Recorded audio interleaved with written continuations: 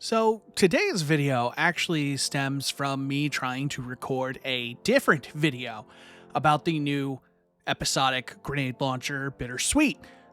I happened to be on the moon, I was doing Altars of Sorrow, and I said, you know what?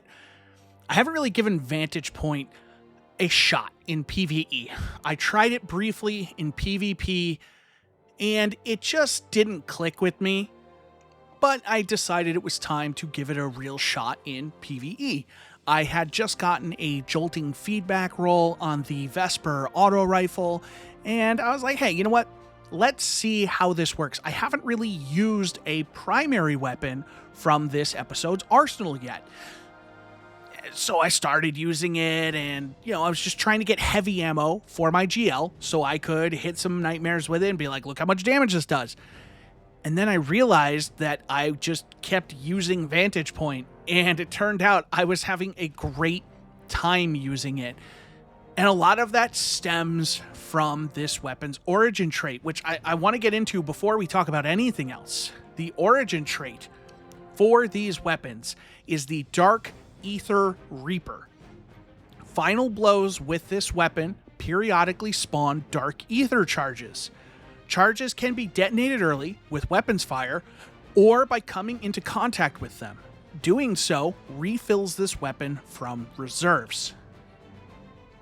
There's a lot to unpack there. And when you do the digging, like the community has done, and this info is coming from D2 Foundry, when you do the digging and you see the info that the community has sourced of this, scoring multiple kills with the weapons spawns a Dark Ether charge at the target's location. Those are the little floating orbs that you are seeing gradually when I get kills with this weapon. And destroying those does damage in an area. And it does a pretty good chunk of damage. I was getting hits in the 40,000 range. Granted, this is against enemies at Altars of Sorrow. This is a low-level activity in an old patrol zone, so take that as you will.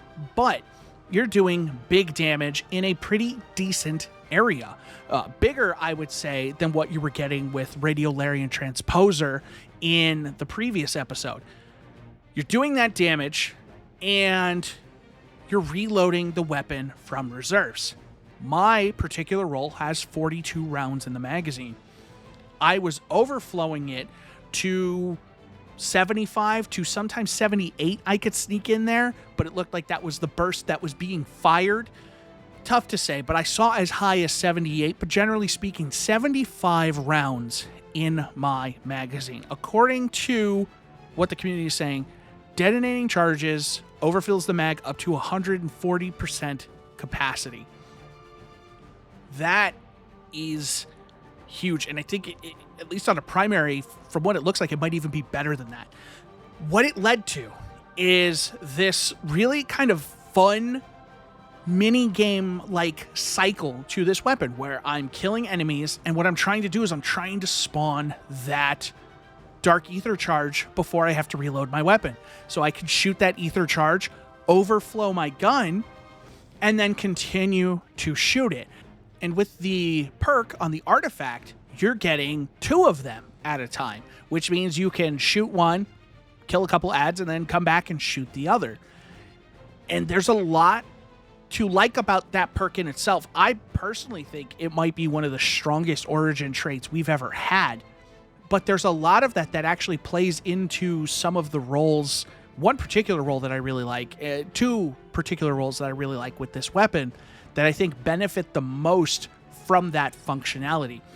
So, getting right into it, I'm not really focused on barrels and magazines. I will say for magazine, given the origin trait, you want to lean towards something like appended or tactical. I actually have appended magazine on mine, and while normally I prefer tactical because you get the reload speed and the stability, you're not really interacting with reload speed all that much. So I've been enjoying having the deeper mag to be able to get those kills and create that cycle.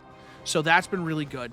My particular role has fluted barrel and the base 54 recoil direction, and I find it entirely unoffensive. It's completely usable.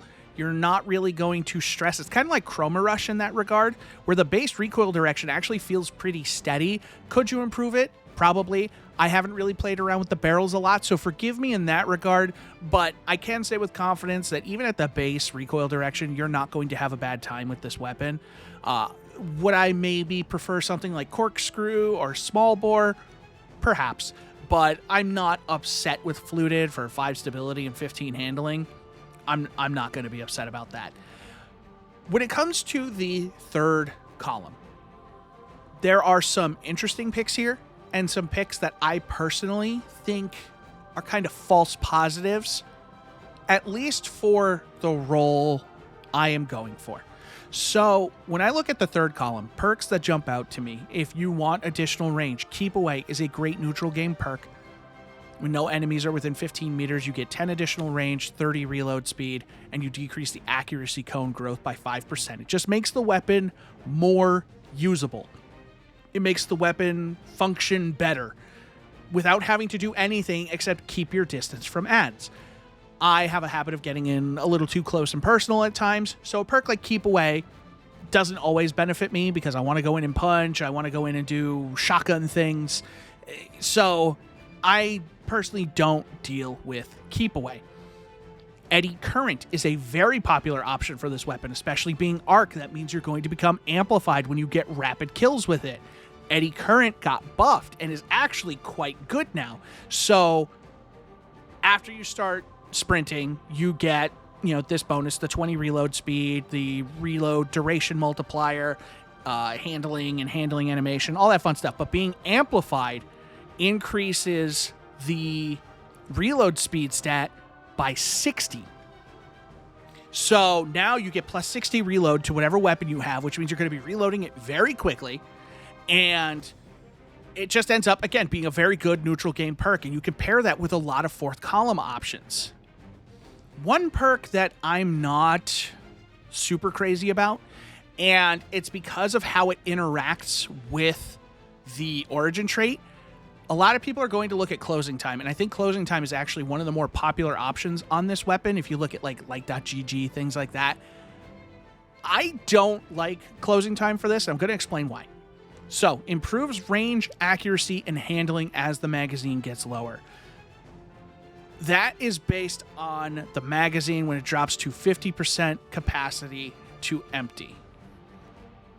You're going to be increasing the magazine size, which in some ways does allow this perk to be more effective at the tail end, but you're also going to get the most out of it, to get the range, the handling, and the accuracy cone size decrease, you're going to need to be firing that magazine down. But the origin trait encourages you to shoot the ether charge so that you can reload your gun and deal damage. So it feels like a counterintuitive perk if you're actually playing into the origin trait. I'm sure there are people who can make it work. Maybe there's people who just don't care about the origin trait and they're just like, I want Closing Time, and more power to you. For how I want to use the gun and for how I feel most people will want to use this gun, I feel like Closing Time is not your best option. I actually do like the perk that I have on it. I have Stats for All on my particular role. Stats for All is a very good perk to have. It does a lot for you, gives you 35 handling and reload speed, 10 stability and range, a 5% increase to damage fall off distance, and a reload duration multiplier.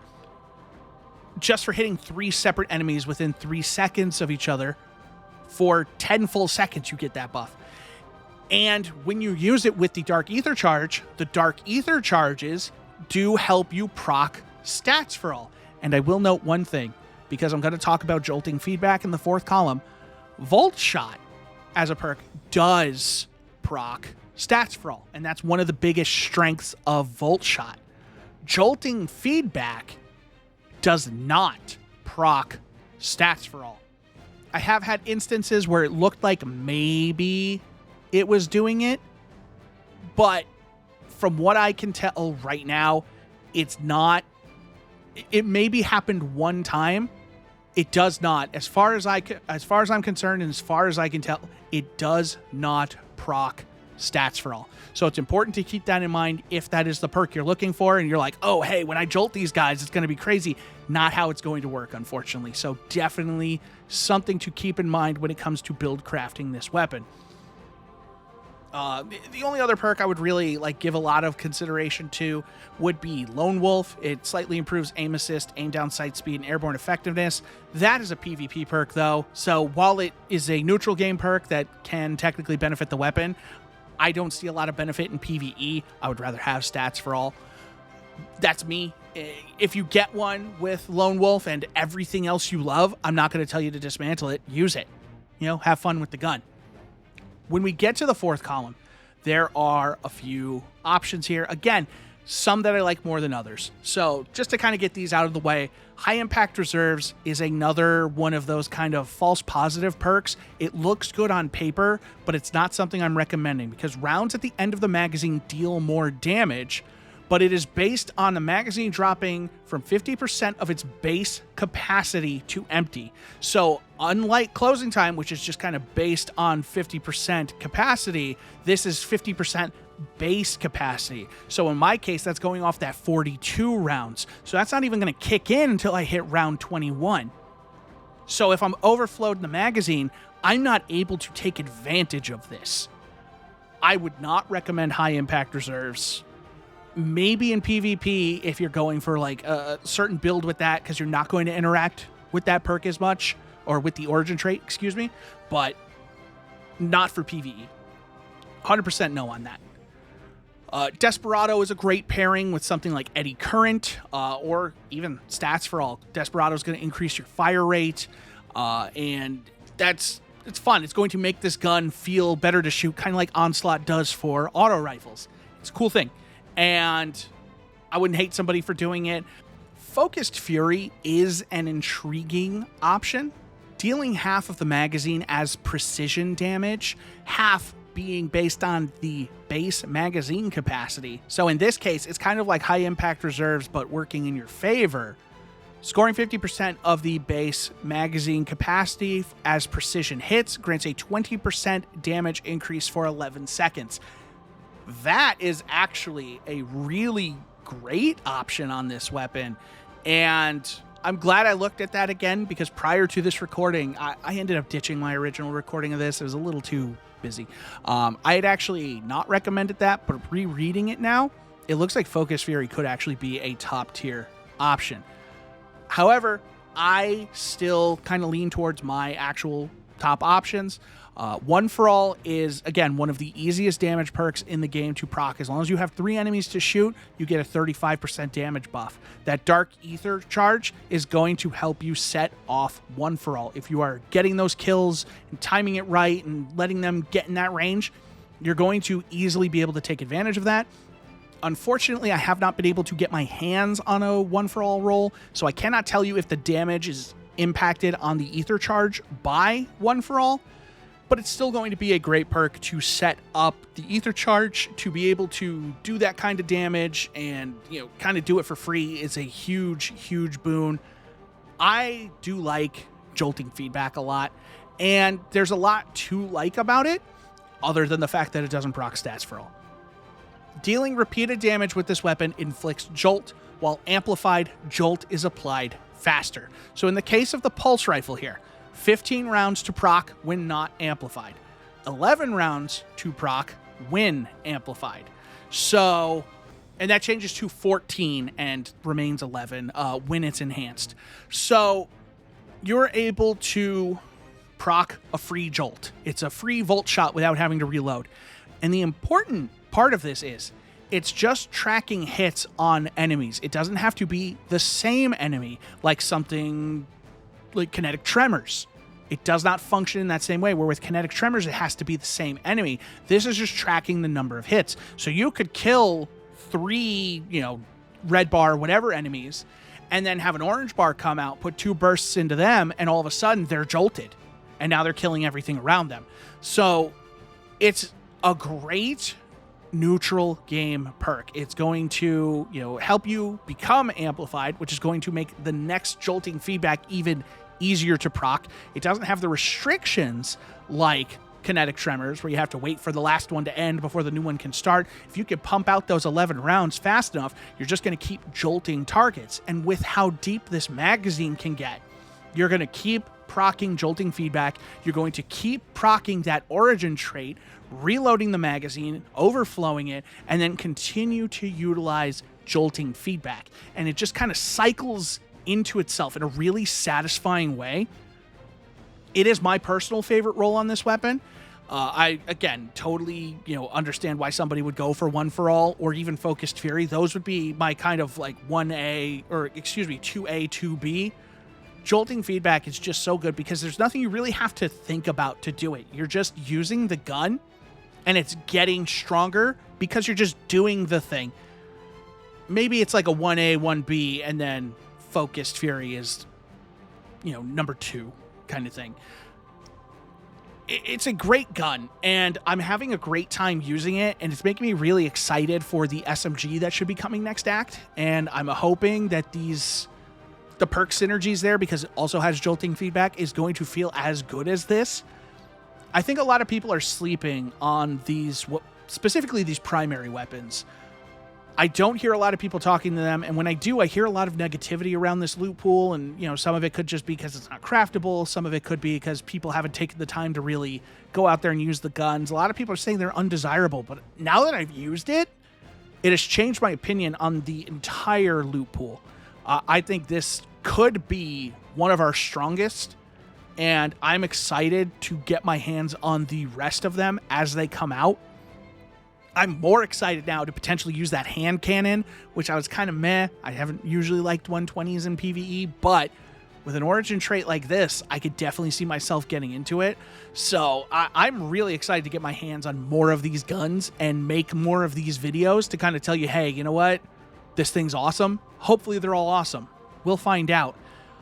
As always, I appreciate you guys watching this video. If you have a role on any of the other weapons from this loot pool that you want me to try and get my hands on, definitely let me know. I know Wake Gate's a thing. Let that be a thing. I will try and get those roles. If you guys have something where you're like, Nightmare, you have to use this, you have to try this, I will definitely check that out. As always, please, if you guys enjoyed the video, don't be afraid to toss it a like. And if you enjoy the content, consider subscribing. I hate to ask, but it works. As always, like I said, appreciate you guys. Thank you so much for watching, and I will catch you on the next video. Bye-bye.